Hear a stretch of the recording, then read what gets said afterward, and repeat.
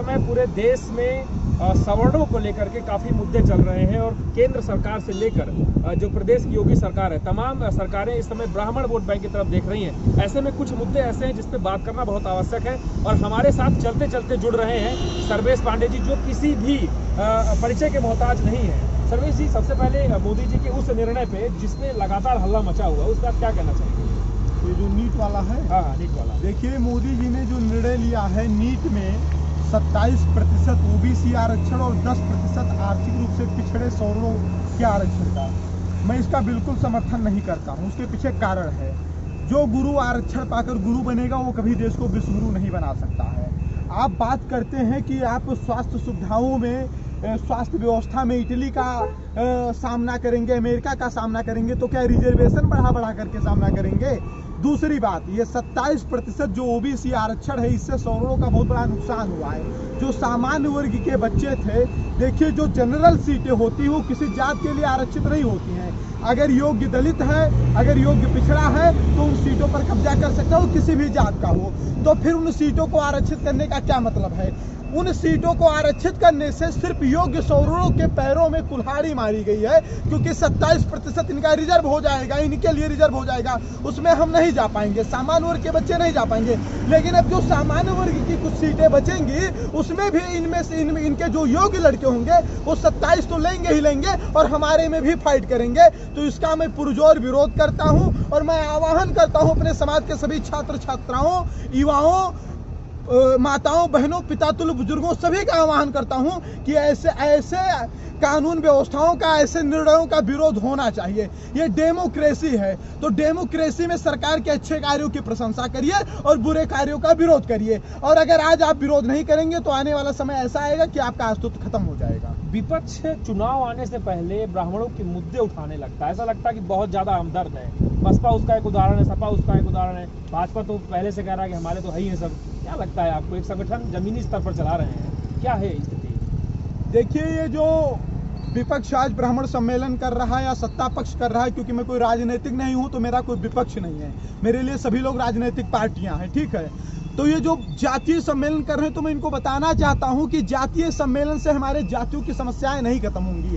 हमारे जातियों के लिए आपको कुछ करना पड़ेगा। आप हमारे जाति के लिए कितने रोजगार देंगे, हमारे जात के गरीब बच्चों को कितनी निःशुल्क कोचिंग व्यवस्था उपलब्ध करवाएंगे, हमारे समाज की गरीब कन्याओं की कितनी शादियां करवाएंगे। हमारे जातियों के लिए आपको कुछ करना पड़ेगा। आप हमारे जाति के लिए कितने रोजगार देंगे, हमारे जात के गरीब बच्चों को कितनी निःशुल्क कोचिंग व्यवस्था उपलब्ध करवाएंगे, हमारे समाज की गरीब कन्याओं की कितनी शादियां करवाएंगे। इनसे मेरी समस्याएं खत्म होंगी। दूसरी बात, आज जिनको बड़ा ब्राह्मण प्रेम जिनके अंदर उबाल मान रहा है, वो लोग तब कहां थे जब मिर्जापुर में 3 ब्राह्मणों की आंखें निकाल ली गई थी और लाशें तक नहीं मिली थी। वो लोग तब कहां थे जब 20 साल की सजा काटने के बाद विशुर तिवारी जी जेल से छूट करके आए थे, उनके घर में एक भी राजनीतिक पार्टी का नेता सांत्वना देने तक के लिए नहीं गया था। वो लोग तब कहां गए थे जब कम से कम थोक के भाव में ब्राह्मण समाज की हत्याएं उत्तर प्रदेश में हो रही थी। आज जब चुनाव नजदीक आया तो इनका ब्राह्मण प्रेम जगा है। मैं कहना चाहता हूं कि 13% के आसपास में उत्तर प्रदेश में ब्राह्मण है। अगर क्षत्रिय, वैश्य, भूमिहार सभी को मिला लिया जाए तो हम 22% के आसपास में हैं। मतलब हम सीएम डिसाइड करेंगे कि कौन बनेगा कौन नहीं बनेगा। एक बात मैं आपको और बताना चाहता हूं, दलितों का जो वोट बैंक है वो मायावती के लिए है। पिछड़ों का अधिकतर वोट बैंक जो है सपा के लिए है। मुस्लिम जो है सपा और कांग्रेस में बटे हुए। बचे सवर्ण में ब्राह्मण, क्षत्रिय, कायस्थ, भूमिहार। अब ये जिधर जाएंगे सरकार उन्हीं की बनेगी। तो मैं यही चाहता हूं कि झूठे इनके ये बहला रहे, फुसला रहे हैं, इनके बहकाव में ना आकर के संगठित होइए। क्योंकि आप अगर जाति विवादों में, बाभनवाद, ठाकुरवाद, बनियावाद, भूमियावाद में फंसे रहेंगे तो सवर्ण समाज के साथ ऐसे खिलवाड़ होता रहेगा।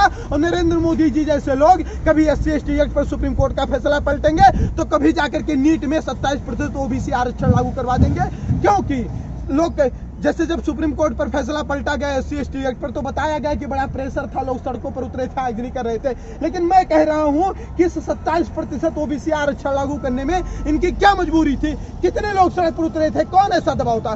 कुछ नहीं। इनकी मंशा है सवर्णों को दबाया जाए, किसी भी तरीके से प्रतिभाओं को कुंठित किया जाए। एक बात मैं बताना चाहता हूं कि शिक्षा के क्षेत्र में स्वास्थ्य सुविधाओं के क्षेत्र में, इन क्षेत्रों में आरक्षण व्यवस्था जो है ये बहुत ही नुकसानदायक है और देश में नासूर की तरह काम करेंगे, जिससे देश हमारा खोखला हो जाएगा, जख्मी हो जाएगा।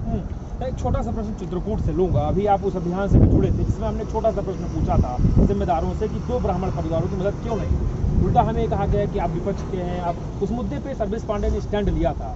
क्या कहना चाहेंगे ऐसे मुद्दे जब आते हैं तो? देखिए, मैं एक बात मैं आपको और बता दूं, राजनीति का कोई सिद्धांत नहीं है और सत्ता प्राप्ति ही राजनीति का सिद्धांत है। नेता वोट बैंक के लिए कुछ भी कर सकता हो, किसी भी जात बिरादर का क्यों ना हो। तो एक बात मैं बताना चाहूँ, मेरे समाज की जो समस्याएं हैं उनको खत्म करने के लिए कोई दूसरा नहीं आएगा, मेरे समाज के लोगों को जगना पड़ेगा। वोट बैंक के लिए कुछ भी कर सकता हो, किसी भी जात बिरादर का क्यों ना हो।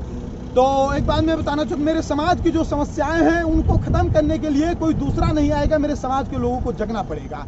आज ब्राह्मण प्रेम उत्तर प्रदेश में इसलिए जग रहा है क्योंकि ब्राह्मण समाज जग रहा है, ठीक है। आज सवर्णों के लिए कुछ लोग बोलने को इसलिए तैयार है क्योंकि सवर्ण समाज जग रहा है। इसलिए समाज की जो समस्याएं, उन समस्याओं के लिए आपको खड़ा होना पड़ेगा। आज जब आप खड़े हुए, आपके ऊपर कमेंट किए गए, आपके ऊपर व्यंग किए गए, आपके ऊपर मतलब आपके ऊपर कटाक्ष किए गए, आपको डांटा फटकारा भी गया, जो भी हुआ हो वहाँ के द्वारा, मैंने कुछ थोड़ा वीडियो देखा था, तो ये चीजें हुई। लेकिन कहीं ना कहीं उनको ये भी लगा कि अब ये समाज जग रहा है यहाँ पर और इससे मेरी बड़ी बदनामी होगी, इसलिए उन्होंने इस तरीके से हरकत आपके साथ की। तो मैं बस इतना कहना चाहता हूँ कि समाज की जितनी समस्याएं हैं, उन समस्याओं के खिलाफ मेरे समाज के सभी लोग खड़े हों। और राजनेता किसी का रिश्तेदार नहीं होता है, वो अपनी कुर्सी के लिए कुछ भी कर सकता है, तो वो आपके हितैषी कभी नहीं हो सकते। सिर्फ और सिर्फ आप अपने लिए खड़े हुए, अपने समाज के लिए खड़े हुए। सर्वेश पांडे पॉलिटिकल एक्टिविटी तो नहीं करेंगे? देखिए भैया, एक बात मैं आपको और बता दूं, ये जो राजनीतिक एक्टिविटी की आप बात कर रहे हैं, अगर ये करना होता तो मैं भी जय भीम के नारे लगा रहा होता, मैं भी कहीं दलित और मुस्लिम वोट बैंक के लिए सभी को प्रसन्न कर रहा होता। इससे मेरा कोई लेना देना नहीं है। मेरा धर्म, मेरा कर्म जो भी है, मेरा समाज है।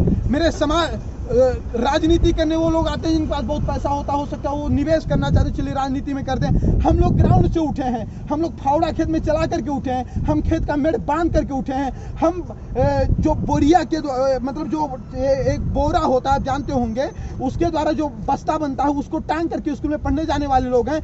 इन समस्याओं को झेल करके सौड़ होने के नाते आगे बढ़े हैं, तो उनसे कोई मतलब नहीं है। मुझे मेरे समाज का अधिकार चाहिए, उसके लिए कुछ भी करना पड़ेगा, मैं करने को तैयार हूँ। तो सर्वेश पांडे थे जो जमीन से जुड़कर अपने जो सवर्ण भाई हैं, जो सवर्ण परिवार हैं, उनके लिए काम कर रहे हैं लगातार। उनका कहना यह है कि जमीन से उठे हैं तो जमीन में ही काम होगा, इसके अलावा कोई भी पैतराव नहीं आजमाएंगे।